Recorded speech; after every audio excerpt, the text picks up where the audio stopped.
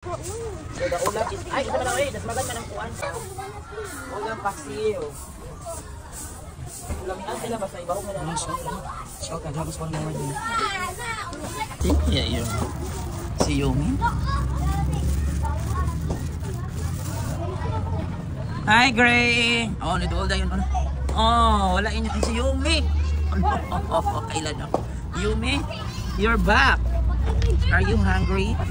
Si Yumi is back today, guys. Tuesday. Akala ko si Gray. Hi, black and white. Nasaan si Gray? Nasaan si Gray? So, alam ko na ha. Kahapon may nakakita sa iyo, guys. Natin nakakita ni Gapon dito sa my garden. Wala dukas ko na sila may research yung natumba doon sa bike. Nasama doon. Sige lang. At sa ilang balay man. Uy, nasaan imong Gray, anak?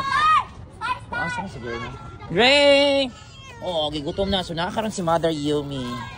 So, si Mother Yumi is back. Siguro humanan siya sa mga date.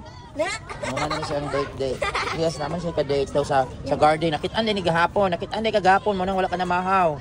Wala ni uli din siya, guys. Kay naay ka-date daw dito nga orange na cat sa garden. Okay.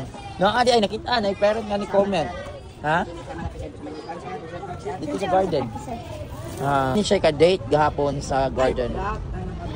So, pangitaw na ito. Kita mo ni Gray. Gray! Nakita mo ni Gray dong? Itong isuon, ane?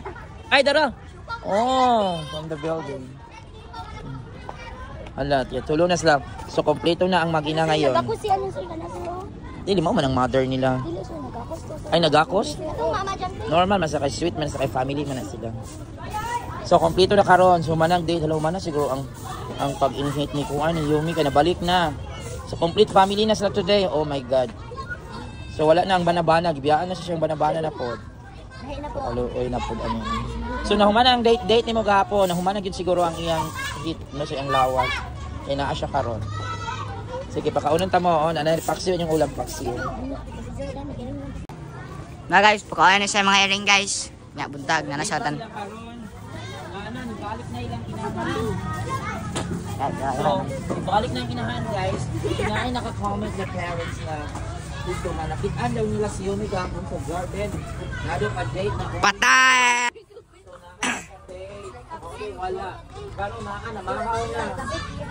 So, nakumana siguro ang iyang kainit sa ilang law. Guys, lambing na guys. Buto na si Yumi, oh. So, the ulam is, ay, ito na lang das magad man ang kuwan. Ano siya yung buhat gahapon, sir ba? Ulam paksiw. Ulamian sila basta ibahog na lang. So, kadagos pa naman din. Chay, lasodan siya, nakalimot, pinungkusan. Isang paksiw. Naka-prepare na yung daan sa balay.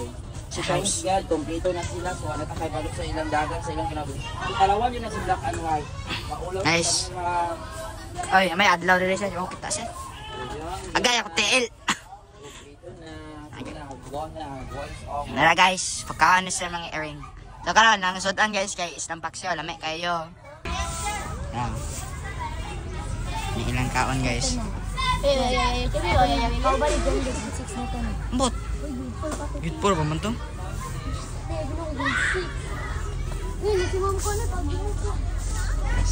Kaon sa guys, may ilang pagkaon. Buntag tarong guys. Abot na si Sal. Kaon na sila. So goodbye guys, hope you will like this video and don't forget na good morning ma'am. Ay kalimti guys na pinanggaad yung mga inyong mga earring nga.